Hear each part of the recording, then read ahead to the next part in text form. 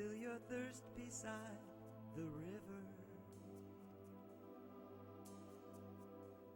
Wash the journey from your hands. Feel the comfort flow inside you. Come this far, you understand. Hi. Welcome to Healing Outside the Box. I'm Rosemary Lachance, an energy healer and a spiritual teacher. And I am Dina Scungio, a student of spirituality. Tonight we are continuing our Life Explained series, which will give you food for thought information about spirituality based on the teachings of Hans Wilhelm from his series. We will play one or two different DVDs and then have dialogue about it. We encourage you to call, or we encourage you to email us or write to NHTV with your questions, and we will answer them on the air, or we'll answer them privately, whatever you prefer. This is not a religious show, and no matter what religion or belief you follow, the information we give you will only enhance your beliefs. We do not try to convince you of anything. This series is recorded and will be shown in your area on your local public service cable network. Please contact them for dates and times. If you have a group that you think would be interested in what we have to offer, we are available to come to your group and teach from this series. We will give you our contact information at the end of the show, and you can visit Rosemary or Hans' website, where you will find a wealth of information about this show and the series. We are also on Facebook under Healing Outside the Box. Please like our page, and you will receive all the information that we post there. And please enjoy the show. Okay, this is show number 165. And the title of this show is Handicapped, be the first DVD we show, and the second one will be How to Accept Homosexuality. And this is from the Life Explained series, and this is part 10. And as soon as the control room gets the DVD up, the first one, like Handicapped, we will play it.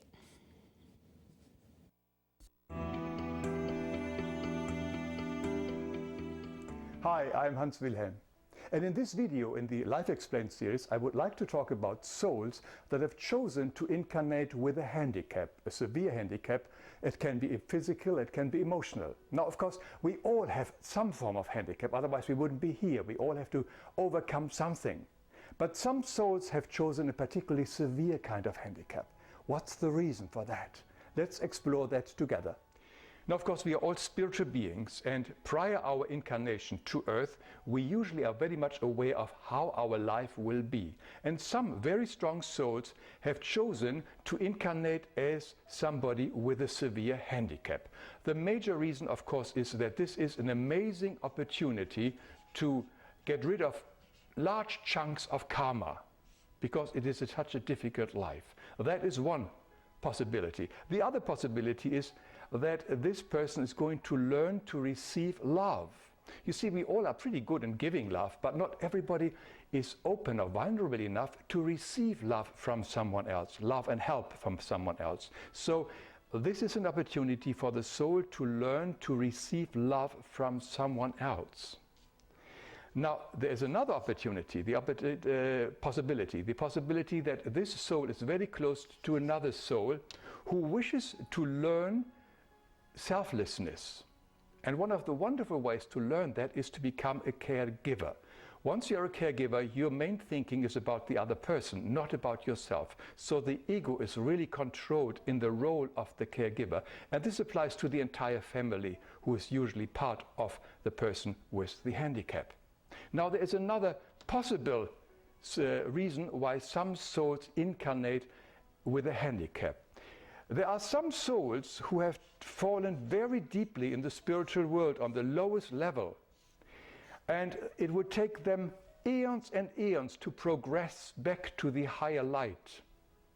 And in very few cases, a soul which is very advanced and strong, out of dear love, can take over some of the karma of this soul and incarnate on his or her behalf in a handicapped body.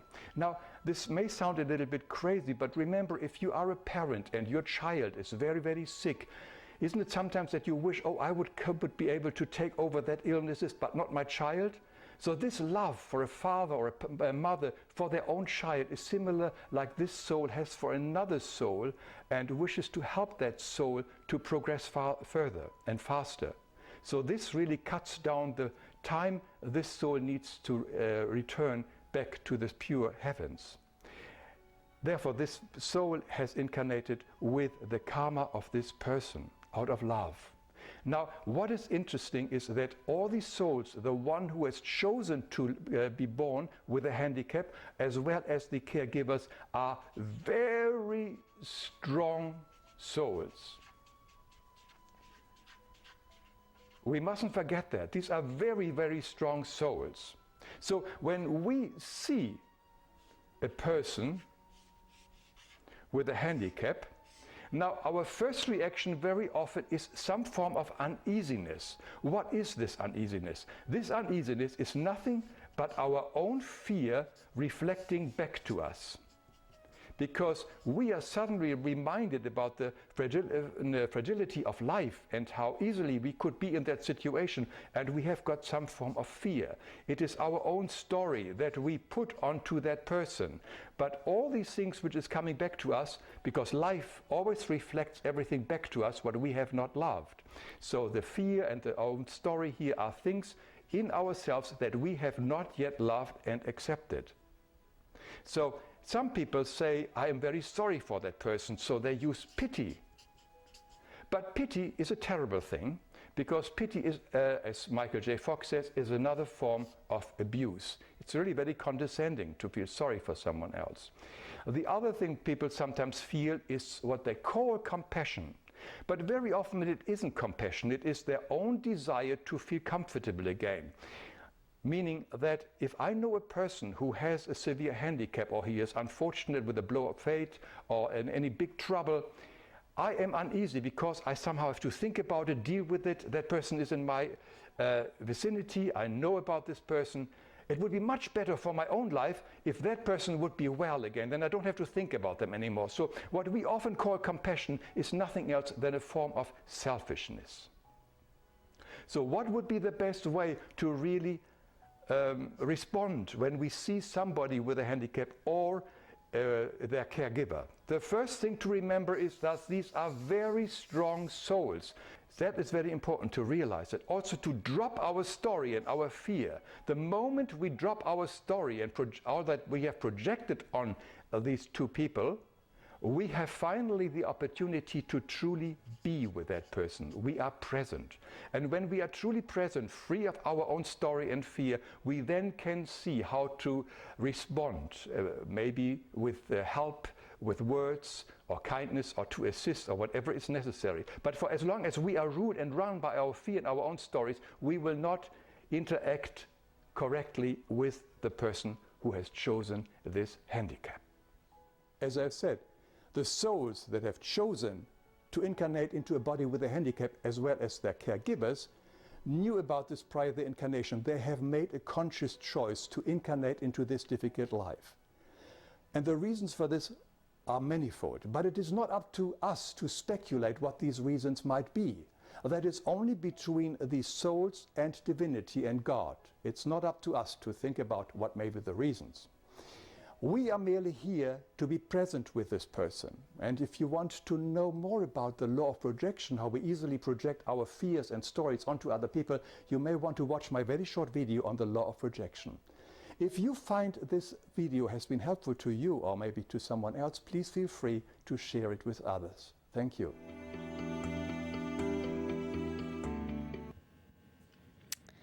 Okay. Student of spirituality. You represent the public out there with the questions that you want to ask for yourself and for them. You do. I don't recall being elected. Okay. What would you like to know about this? Well, this is a tough one, I think. I think the people are going to have a real hard time understanding this one, especially people who are handicapped, because I've dealt with a lot of that in my job, and a lot of them feel like, you know, why me? Why was I chosen to go through this? And also, you know, they say, there's a few things on here that that I've questioned about. All right, well, let's start with the first thing you said. They say, why me, why chose? And I know that they've forgotten when they get here. Yeah, it's true. We can't remember when we get here, because then we would just do what we're supposed to do, like a script. And what did we learn? We didn't learn anything. But when they say, why me, why this happened to me, and how come I had this and I don't deserve it, well, that's because we all cry victim.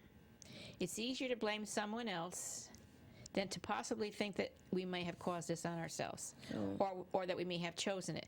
And that is when reincarnation and the belief in it comes in handy. It helps us to understand. Once we understand that, then we know that we've chosen it, and then we can go down our road and work this out the best way that we can. And we can be happy knowing that we were brave enough. I call people who have handicaps of any kind, or have blows of fate, or whatever happens to them, I call them very, very brave. Very brave to have taken this on to learn something. So they should be happy about it, even though it is hard. Very difficult. But it will be over, and then it'll be done for good. All right? It's very difficult.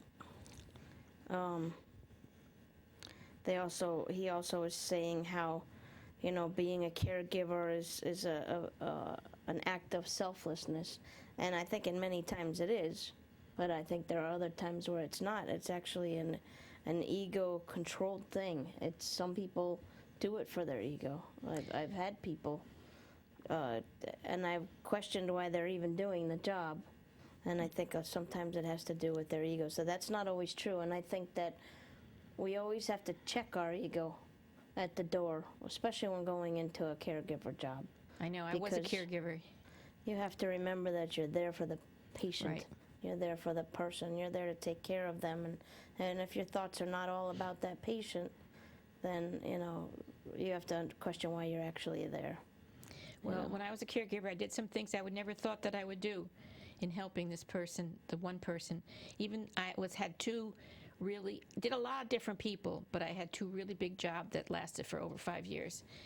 And you focus on that person after a while. You get to know everything about them, and you do become selfless, because all you care about is their well-being and what you can do to help them.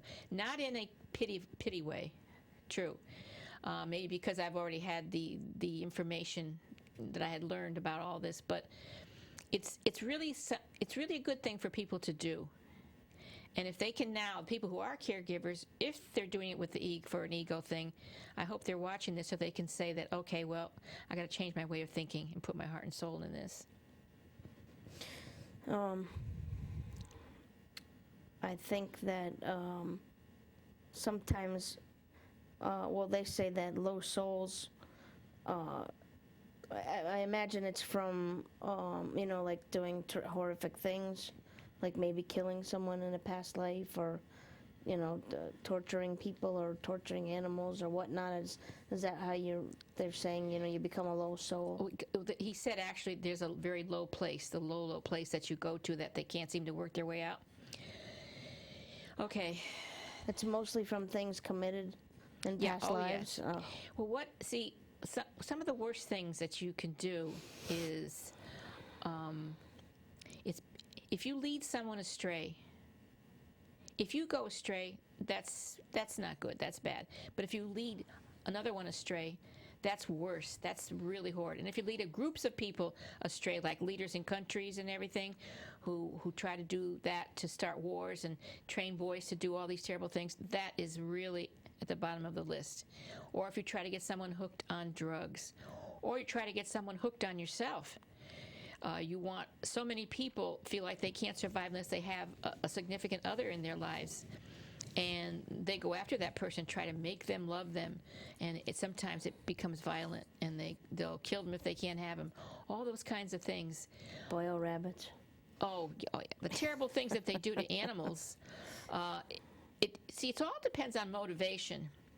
Like in the slaughterhouses, the people who kill the animals for food,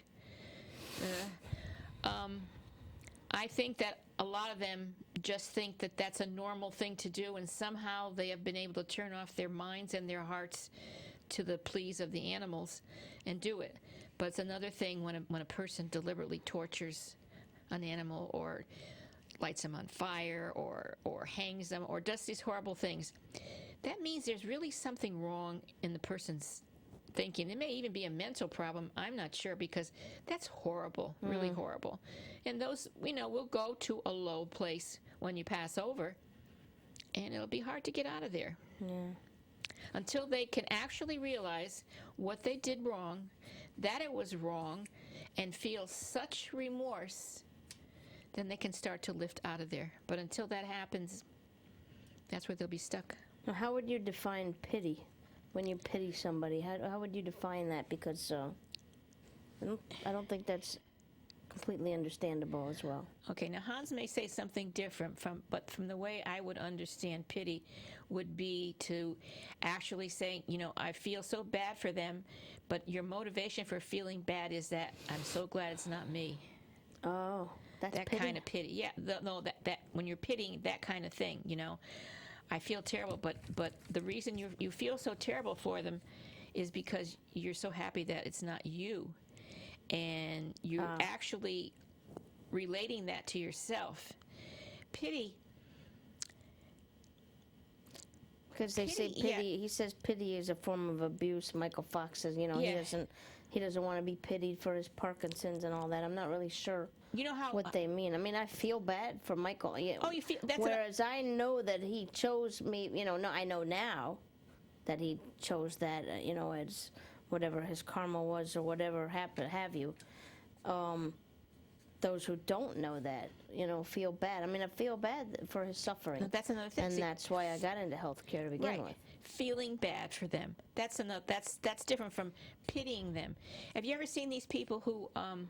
It's like Hans had said in one of our other shows, somebody wants to cross the street, an old person, they're walking hard, and you go over there and you got to drag them across the street. They didn't even want to go across the street. They were just standing on the corner.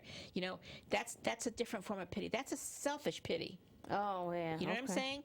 I'm going to do everything for you. I'm going to help you. I'm going to do this. I'm going to do that. I'm going to do the other. I'm going to make me feel good about myself, and I'll pity you and help you and do. See, that's where that comes in, the pity part. Okay. All right, because I didn't think that was too explanatory, and I thought that maybe people would feel a little taken aback by that, Hearing the word pity. Or are you really feeling compassion, or are you feeling selfishness? And I see where you're saying, I mean, of course, I think that anyone out there who sees someone who's handicapped would say to them, I'm grateful, or I feel blessed that I don't have to go through that, Well, you're not blessed. What it is that that's another thing that's not good. People think that I'm special. I don't have to go through that. You're not special. If you don't have to go through it, it just means that you never committed that kind of thing in a past life to anyone. So don't ever think that you're special, because he's just as special as you, the person who's going through it right now. So that's when you feel bad. You do what you can to help, but not out of pity, just because you understand that. Because somewhere deep in your soul, you may have gone through it yourself, okay? But if you pity him, that means you're saying, "Oh God, please, not me, not me. It can't happen to me." And it's terrible for what happened to him. Oh, I pity him so much. Geez, that word is not a good word. Do you think that the low souls, low-thinking souls, do you think that, like, it's their first incarnation? And they haven't learned anything yet, and that's why they're acting the way they're acting? No, not all the time, because when we go over there, after we pass over, we have a choice. How do we feel? Do we know we've shown our life? Or do we feel remorse?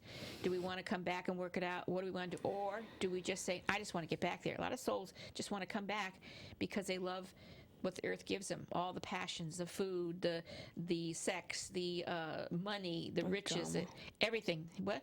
Drama. The drama. Oh, people love the drama of this world, and it is a dramatic world. And so they come right back again without even learning anything. And we have free will. But there's going to come a time when they're not going to be able to come back again, because there's going to be lots of changes on this planet. So when the planet raises itself to a new level, those people will not be able to incarnate here for a long time, because their vibration is too low. and they'll have to work it out on the other side. And there's planes and places to work it out over there. It just takes longer. And of course, you're not going to get all the playthings that you got on this world to, say, oh, I feel terrible about this. I think I'll go out and have a hot fudge sundae. You won't be doing that. Oh, no. No massages. No massages. None of that. No going to movies, making a box of popcorn. What are they going to make you do? They're not going to make you do anything. See, the choice of words that people have, they don't make you do anything. You're just going to have to sit there and say, okay, I did this. All right, so what am I going to do to make it up? Well, there's people on the other side you can help. Yeah, no, you don't twiddle your thumbs. There's people on the other side that need help. You can offer to help them. Sometimes you can offer to come back in spirit and help people, here that are having a problem, or maybe on other levels. Oh, there's lots to do. That's why I recommend that movie, Astral City. Do you get to pick who you want to help? You get to ask, yeah, you do. And then they'll tell you if it's good for you or not. You're not going to help some famous movie star.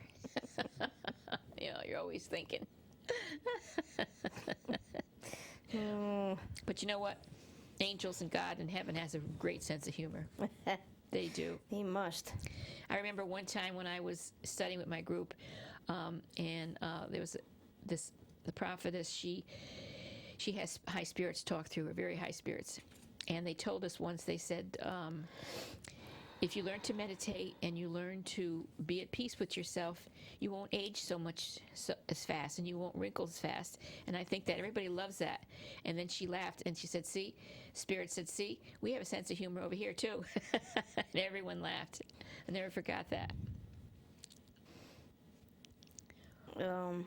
He also said that life reflects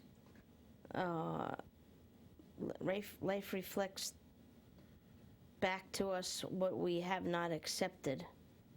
Mm-hmm. So,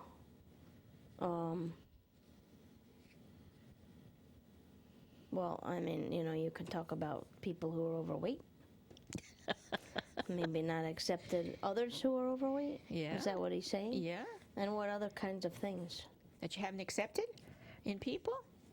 Oh, you haven't accepted about other people? Yeah. Maybe you haven't accepted someone who doesn't live in the corporate world. There are lots of people. Someone told me this a long time ago. He said there are some people that really can't work a regular job. They can't do the 9-to-5 thing. They can't do that. And I know, because I was always one of them, and I had to do it for the money, but I'm an artist, but artists don't make any money.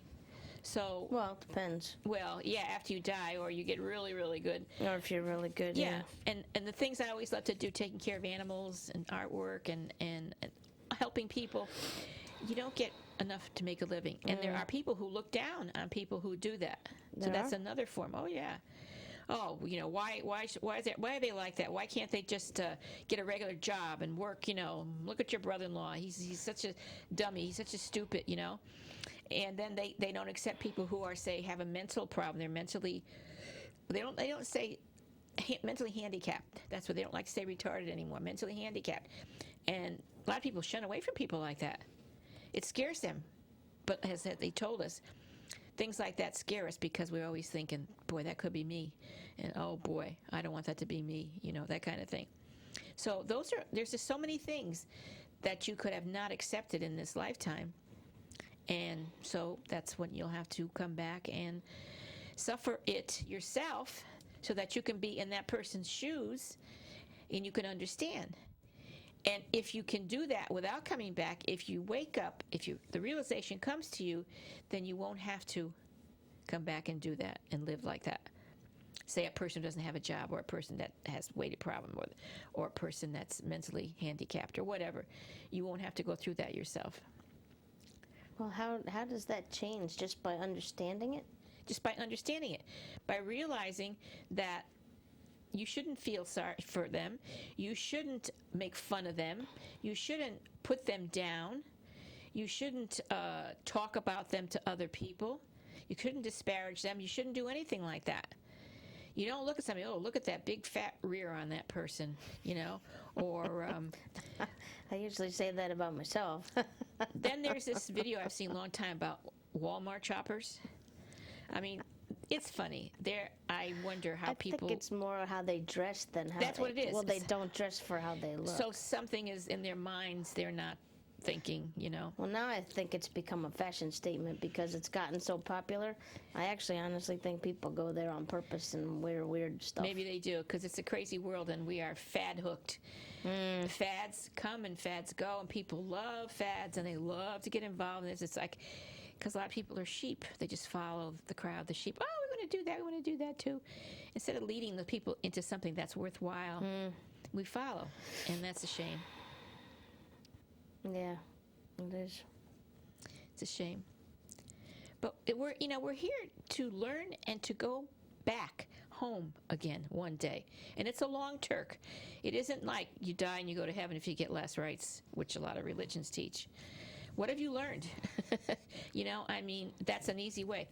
Okay, you got last rites, you're going to heaven. Go to confession. Poop, you're all forgiven. Then you go out next week and do it all over again. What have you learned?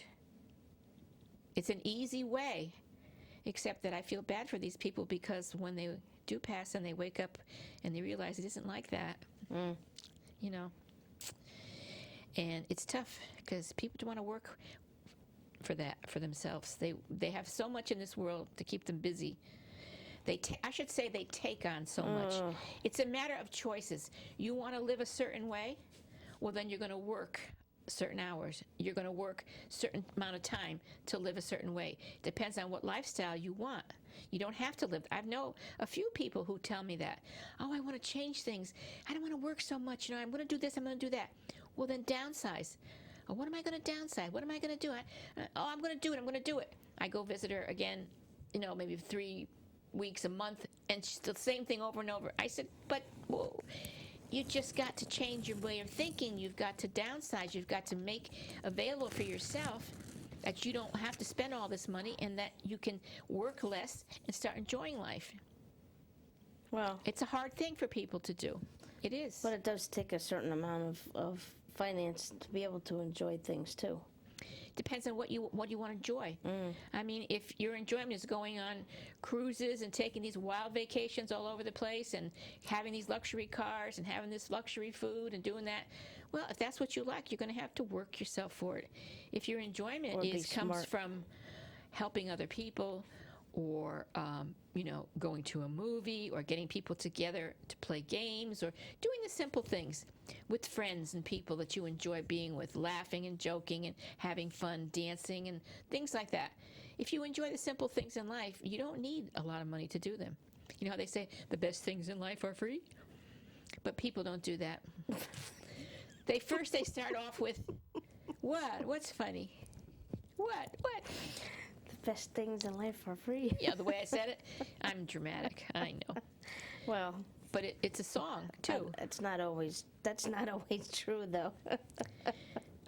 Well, it all depends on your perspective. Yeah, it depends on what each individual calls best. What one person thinks is best, other person doesn't think that's best, and other wants more. The more you want, the harder you have to work. The harder you have to work, the more you miss out on life. Some people work and work and work and then take vacations. And so they can not feel guilty about relaxing and having fun because I worked, I'm taking my vacation. I'm on vacation. I'm not doing anything. I'm not thinking about it. But then, you got to come back and do it again. Work and work and work. That take sounds another familiar. vacation. Does it? But a lot of people do that. So... Well... See, if I lived somewhere down south, like I said, I lived in Florida, my reward would be just going to the beach and just being in that environment and maybe going snorkeling or something and seeing something. That would be my fun. Yeah. But since I don't live in a place like Florida, for the time being. Someday you may. And then maybe when you get to do it all the time, it won't be so much exciting anymore. Maybe you'll get used to it and then it'll be like, oh, well. I'm bored with this now, because we do get bored, True. You never know. You just never know. Everybody puts life on hold. When I get this, I'm going to do that. When I go here, I'm going to do that. When I learn this, I'm going to do that.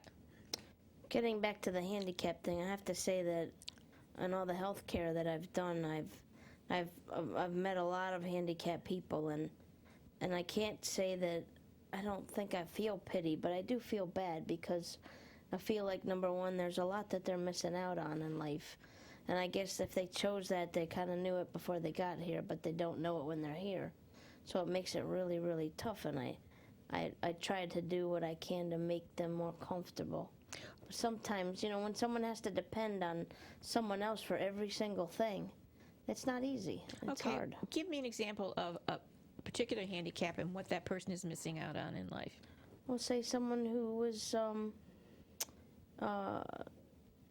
you know, has some kind of debilitating disease where they're stuck in a wheelchair, or they can't move, or they become a paraplegic from an accident or something like that, and they need someone to feed them and take care of them and wash them and all the other things. You know, they can't get out and do stuff anymore, and it's tough. I mean, well, one of our employees who worked at our ambulance company came down with Lou Gehrig's disease, and it was sad. It was very, very sad and very difficult to see that happen. You know. Yet there are lots of people like I forgot his name, the one that played Superman. Chris Reeves. Chris Reeves. He was a quadriplegic. Look what he accomplished. No. Oh, my goodness. And all he could use was his mouth and his voice. That's and true. And there's another man, a very, very, very intelligent man. I don't know his name either. And look what he accomplished. If you can think of his name, you can let me know. He's the one who talks through the tube. Yeah. Yeah, and super intelligent. What is it? Stephen Hawking. Stephen Hawking, yes. Thank you, Lisa. Stephen Hawking, yeah. They call us in the control room. Smart people in the control room. Yes. And how about Michael Fox? Yeah, for what he's Look going what through. he's doing. He's acting, and he uses his disability for comedy as he acts. So you know what? What's he missing out on? Yeah. That's true. That's some people. People are sitting there, and what are they doing? They're feeding you. They're taking care of you. Chris Reeve had the ability to. He had the ability to do that stuff because of the position he was in. There are quite a few intelligent people out there who are handicapped in the same way that Chris Reeves was, and you know, they can't get anyone to notice them. So, you know, it's not always that easy. In their circle of friends, they are getting out there, enjoying themselves, and having a good time with people who love them. Not always. If you're shut away somewhere, it's different. Yeah. It's harder, but if you see all the more reason why, if you see someone like that, go visit them, talk to them, spend time. You want to do something to help? Go do that. Find out. And you may pity someone who's having a great life doing that. And they're working out their karma, and when this life is over, it's done for them. They can come back and do some wonderful things again. If they believe. There's quite a few people out there that I've run into and spoken with who actually don't believe in reincarnation. And you know, I don't understand, because when I first learned about it, I was like so relieved. And I thought, oh my God, it makes me understand what life is all about. I couldn't be happier. So why would you not want to? Why would you not want to? I have no idea. But to each his own. Everyone goes at their own pace, everyone in their own time, and that's all there is to it. So that's true. Do you have any more questions about this? No? No. All right, then we'll move on to the next DVD, How to Accept Homosexuality.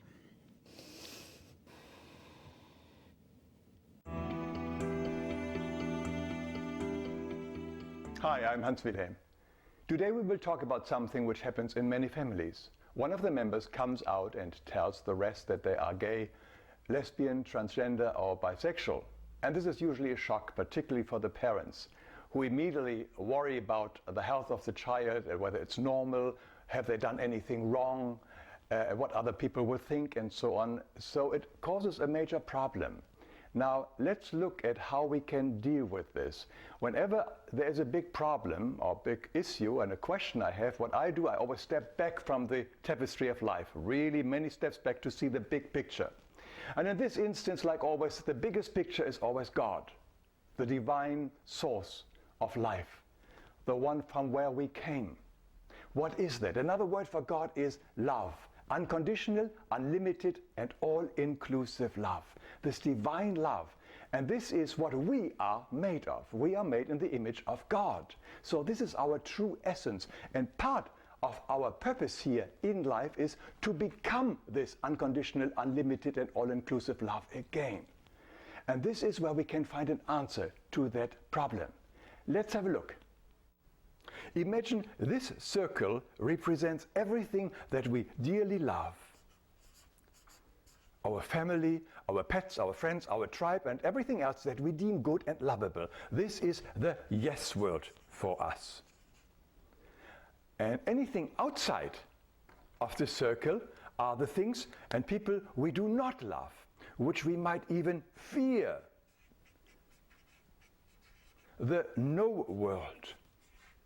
The world unknown to us and unloved by us. Now let's take an example.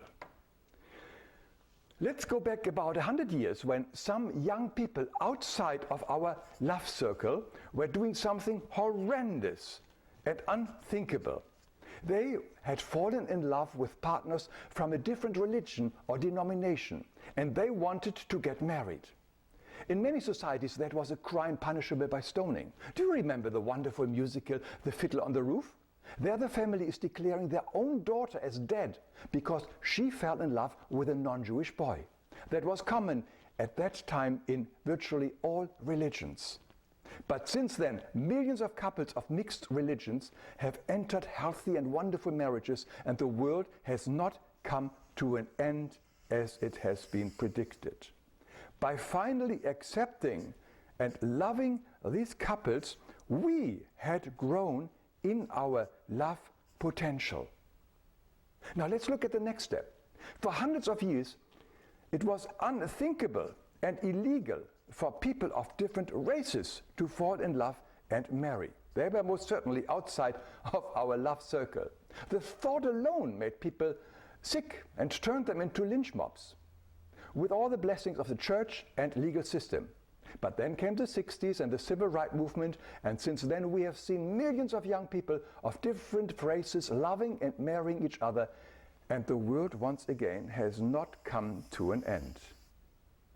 By accepting and including interracial relationships, we had grown once again in our love potential. This was a giant step closer to divinity, closer to God. And now we have a new challenge, the gay, the LGBT community. And once again, people are using the scriptures to justify their inner discomfort and condemnation. But more and more countries and states are legalizing marriage equality for everyone. Millions have come out, many have entered wonderful relationships, and the world once again has not come to an end. By embracing these new members, we had grown substantially, another giant step closer to divinity.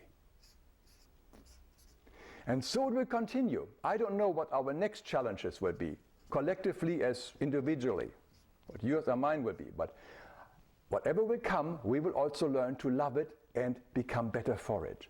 We grow in concentric circles. The more we love, the closer we become one with divinity again, which is our goal, part of our goal here in life. And let us remember that everything we do not love keeps us in prison. We are the ones who suffer when we do not love.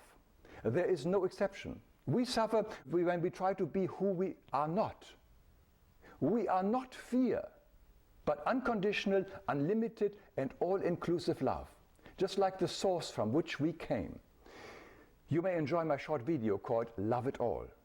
Now let me finish with a wonderful quote that we find in the Conversations with God book series. When God was asked about gays, he said, "I've said it before and I will say it again. There is no form and there is no manner in which the expression of love which is pure and true is inappropriate.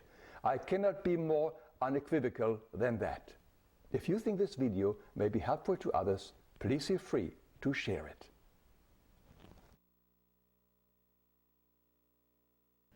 Where was that quote from? Conversations with God. Oh, okay. All right. I don't remember which book that was. I listened to those. those books. And something that I had studied, Hans and I had studied also, said the same thing in different words, but the same thing as he said. There could be a long conversation about homosexuality, but my view has always been, in the end, love is love. Love is love. It doesn't matter. And love is love.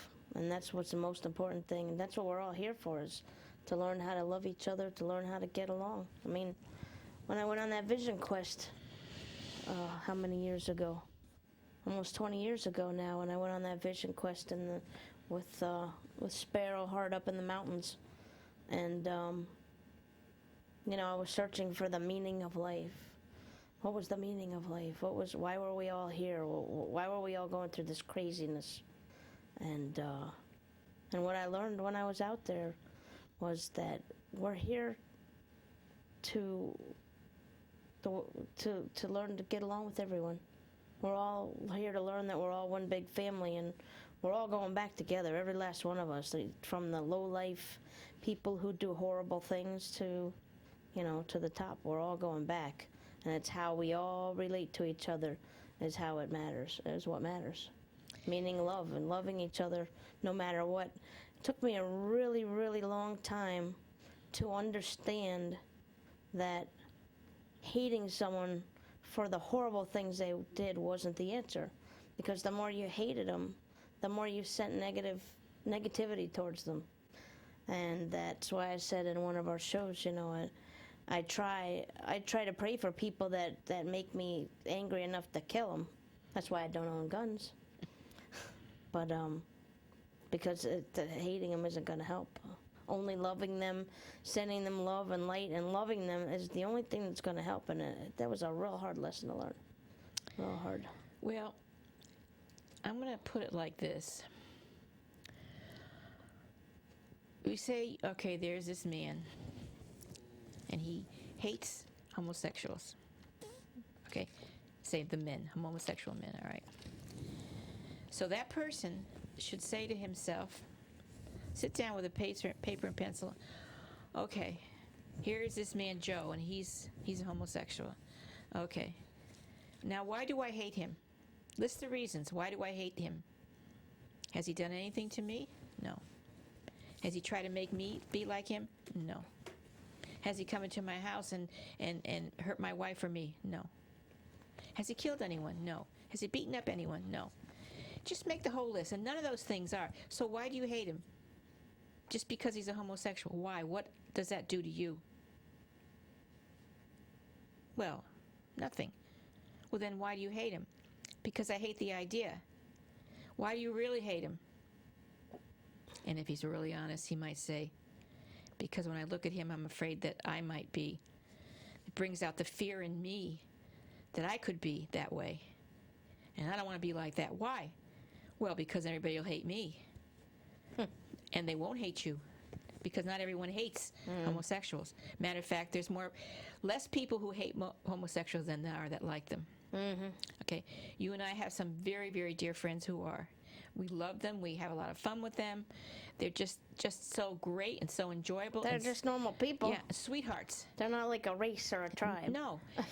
And what's the difference? Like when there was they married outside the religion. What had that to do with anything of the person? They married outside the race.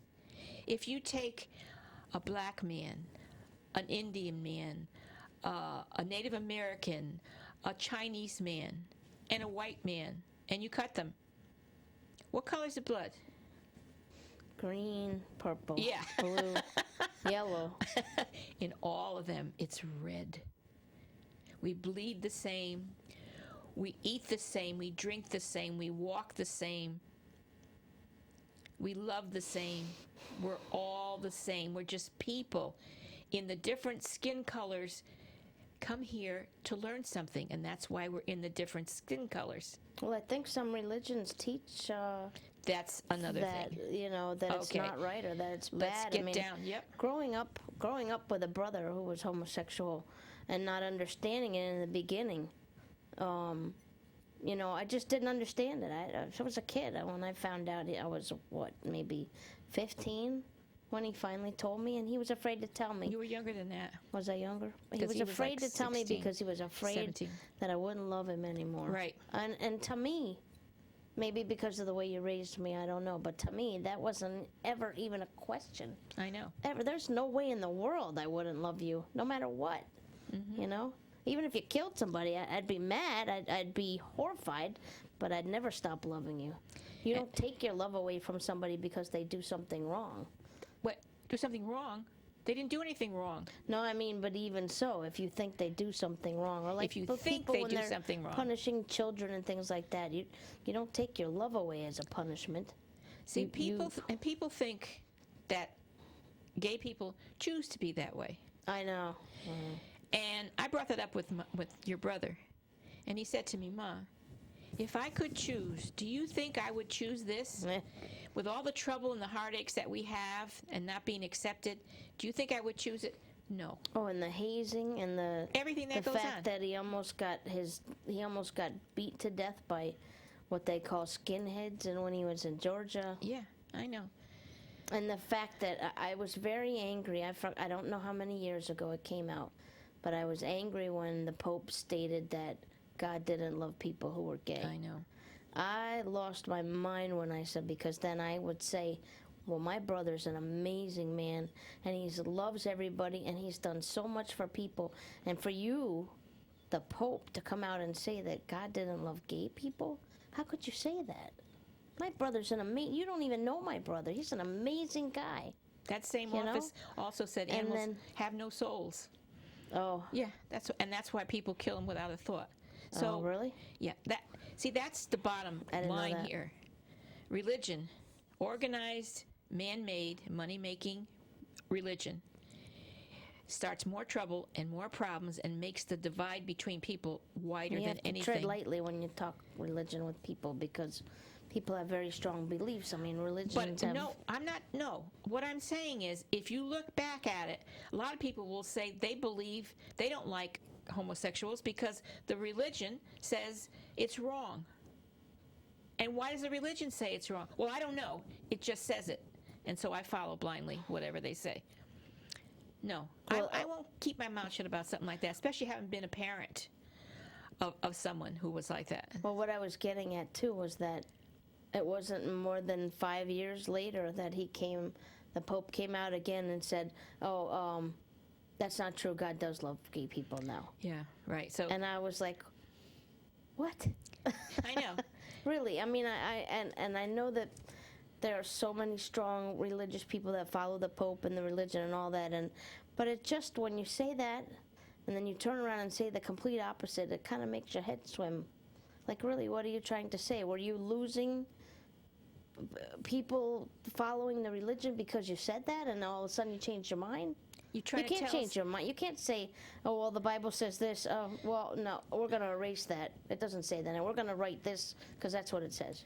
I mean, that's how it felt to They're me. trying to teach us that God changes his mind. God doesn't change his mind. God is God, who he is from the beginning, is now, ever shall be. Always love. Love. Period. Just like the Bible, the Old Testament, the New Testament. The Old Testament, God said, kill animals and make them a sacrifice for me. Start wars and fight each other for me. Take people's livelihood and take their cities and country. Then the New Testament, Christ was born. Oh, no, God didn't say that. No, God has changed his mind.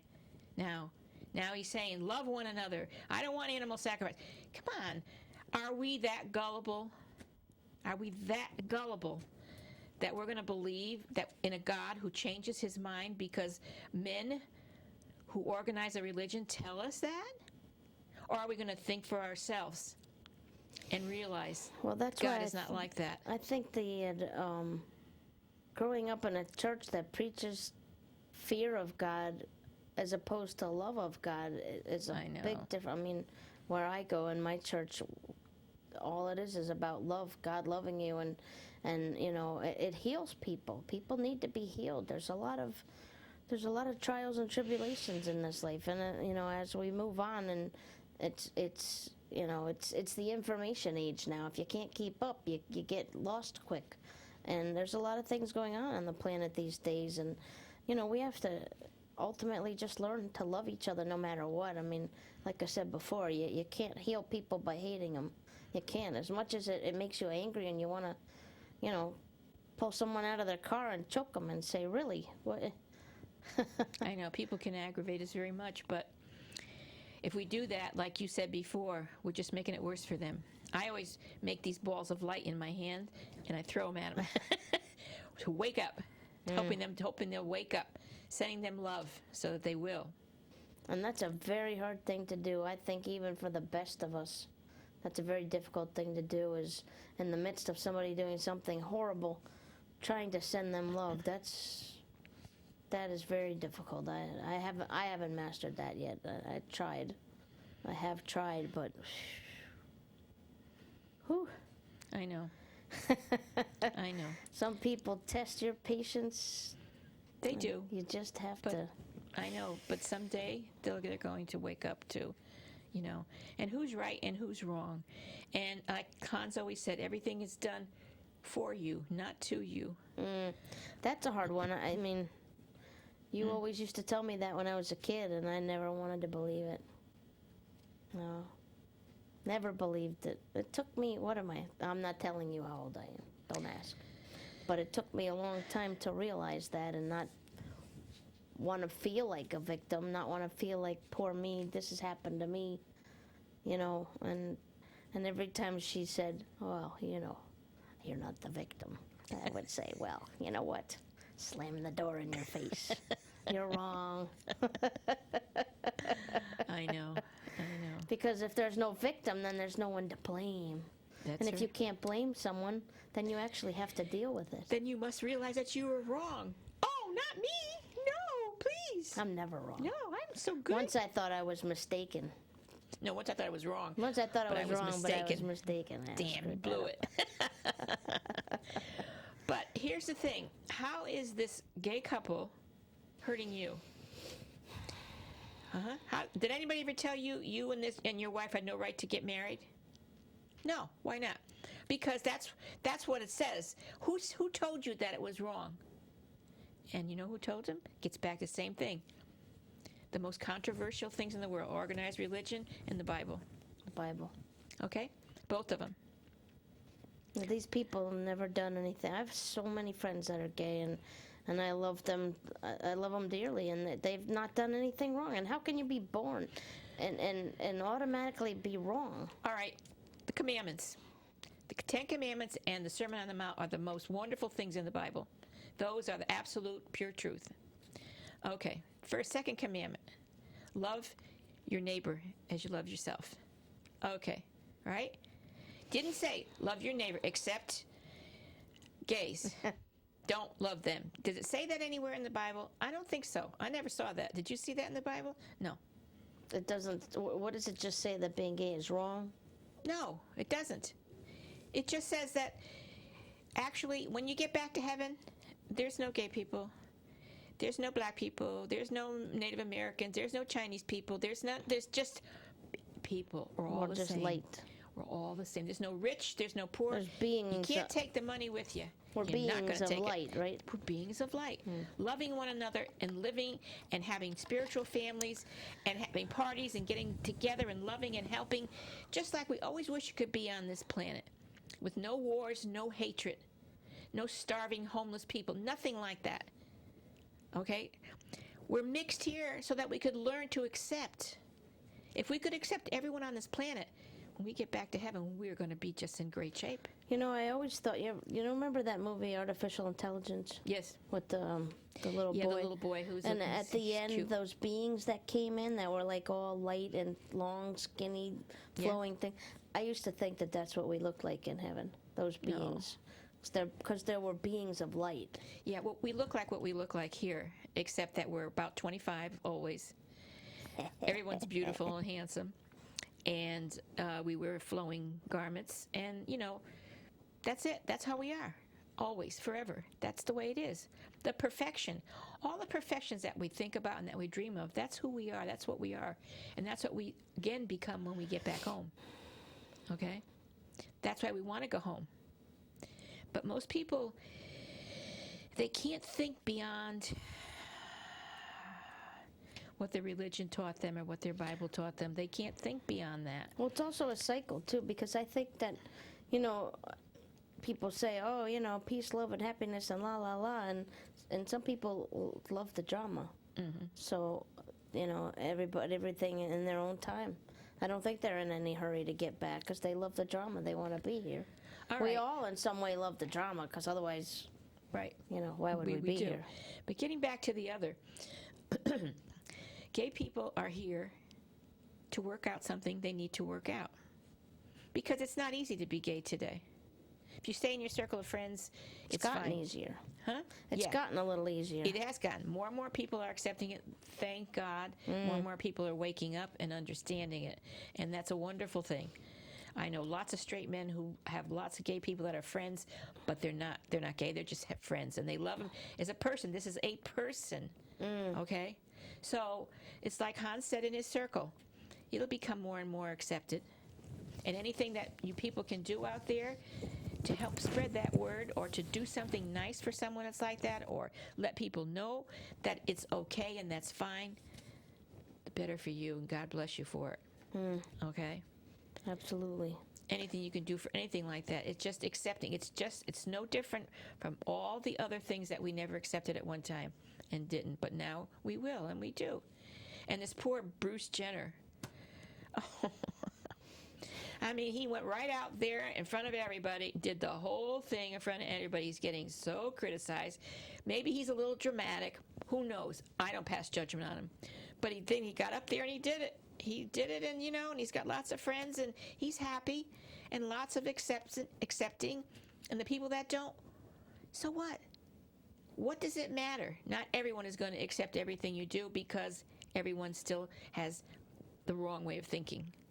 Well, as long as he's happy with who he is. Yeah. He makes a pretty good-looking female. Yeah. And cross-dressers, people like that. I knew one time, and he was like a man, and he told me, he said that's what he did. He liked to do that. He said, sometimes you'll go out with a girl, and sometimes you'll go out with a man if he want to take me out. And I said, it wasn't because he did that. It's just that I wasn't interested. I had to get that across to him that I was not attracted to him. But he explained it. He explained how he felt. Some men like to dress in women's clothes and stuff. All you can do is say, listen, I know they're working something out.